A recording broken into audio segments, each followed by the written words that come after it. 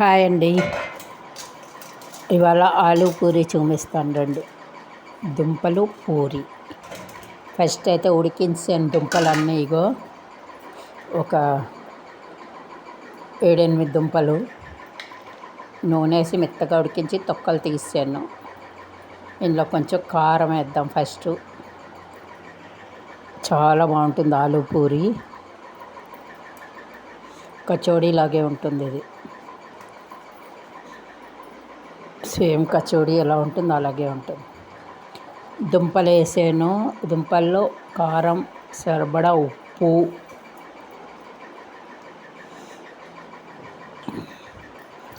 ఇందులో గరం మసాలా, కారం, ఉప్పు, గరం మసాలా ఇంతే. చాలా బాగుంటుంది. వేసాను కదా. ఇప్పుడు ఇందులో పచ్చిమిర్చి కొంచెం నూనె వేద్దాం ముందు అంటుకోకుండా.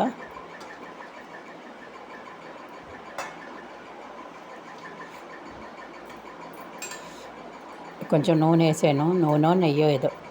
ఒక 9 పచ్చిమిర్చిలు తరిగాను. కరివేపాకు, ఒక 3 ఉల్లిపాయలు సన్నగా తరిగాను.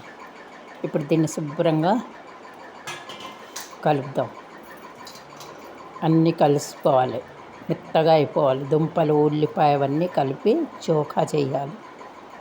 చోఖా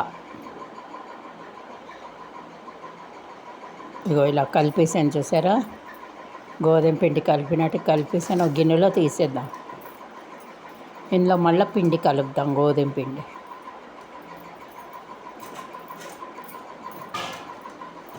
ఇగో తీసేసి ఇది పక్కకు పెట్టి మూత పెడతాను. మళ్ళీ గోధుమ పిండి కలపడం చూపిస్తాను.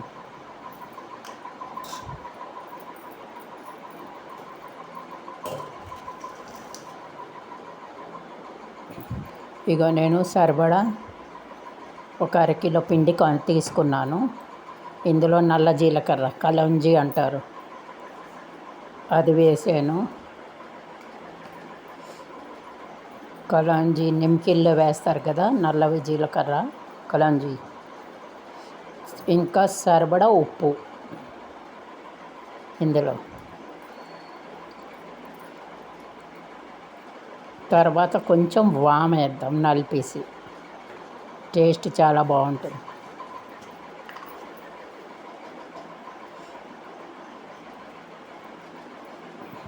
కొంచెం నలిపేసి వామ వేద్దాం. ఇక వామ వేసాను.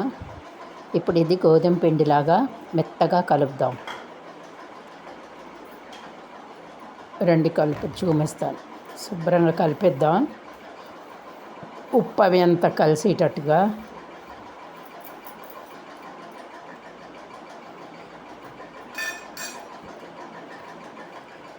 ఇంకొంచెం నూనె వేద్దాం. వేసి ఇప్పుడు శుభ్రంగా పిండి కలుపుదాం మెత్తగా. రండి కలిపేగా చూపిస్తాను.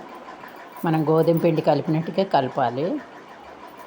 ఇక ఇలా కలిపేసాను చూడండి. ఇప్పుడు ఇందులో మీదని కొంచెం నూనె రాసి అరగంట 15 నిమిషాలు వదిలేద్దాం. ఇలా కింద పైన నూనె పట్టించి కొంచెం వదిలేద్దాం. పిండి మంచిగా నానుతుంది.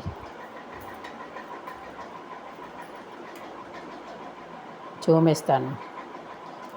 ఒక 15-20 నిమిషాలు నాని. ఇక ఒక రొట్టి ఎలా ఒత్తుతామో, చపాతీ ఇలా ఒత్తుతాం. ఇప్పుడు దుంపలు తీసుకున్నాను కదా, ఇప్పుడు 4 ఉండలు చేస్తాను. 2 రొట్టెలు ఒత్తాలి. ఇక ఇలాగా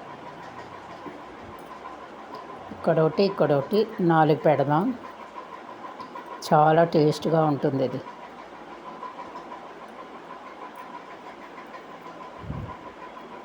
చూపిస్తాను రండి.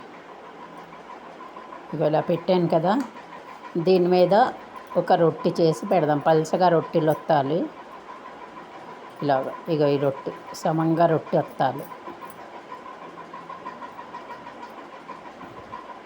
దాని సమంగా ఇలా నొక్కేద్దాం. చూసారు కదా. ఇప్పుడేమో ఒక గ్లాస్ తీసుకుందాం. ఇగో ఇలాగ ఇక ఇలాగా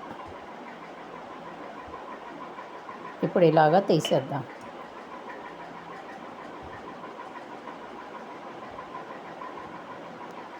ఇలా 4 చక్కగా ఇగో ఇలా తీసేయడమే.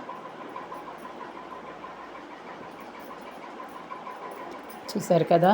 ఇప్పుడు నూనె కాగుతున్నది, నూనె పెట్టుంచాను నేను. ఇప్పుడు ఇలాగా కొసలు కొంచెం నొక్కేద్దాం. ఆలు పూరి ఇగో ఇప్పుడు నూనెలో వేసేద్దాం.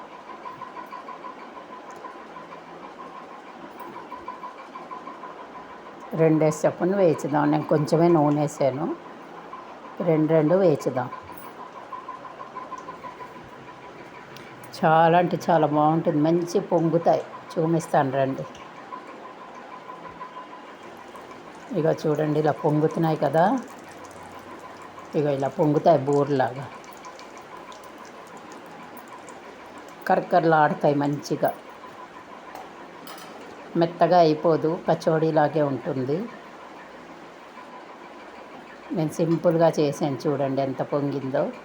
పిండి కలపాలి, బాగా కలపడంలోనే ఉంది. చూసారు కదా. ఇంకో రెండు వేగుతున్నాయి. చూపిస్తాను వేచాక.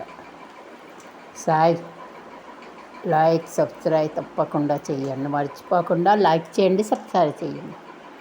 చూడండి ఎలా పొంగుతున్నాయో. చూసారు కదా. ఇక ఆలు పూరి తయారు.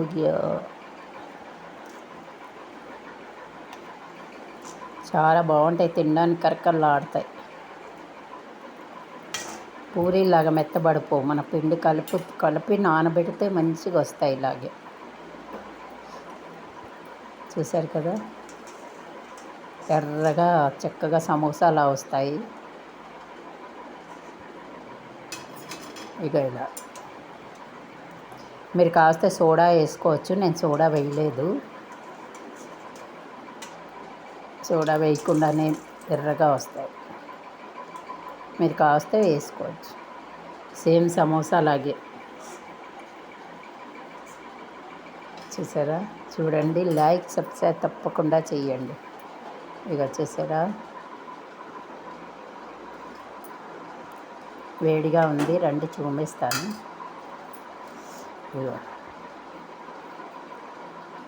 మంచిగా లోపలు కూడా వేగాయి. ఇగో చూసారు కదా. మంచిగా కూర కనబడుతుంది సమోసా లాగా. సేమ్ సమోసా లాగే. కాకపోతే నేను గోధుమ పిండితో చేశాను. మీరు మైదాతో కూడా చేసుకోవచ్చు. చూసారు కదా, భలే ఉంది. తినడానికి కూడా భలే ఉంటుంది. మంచిగా తినడానికి సమోసా ఎలా ఉంటుందో అలా ఉంటుంది తినడానికి. Thank you.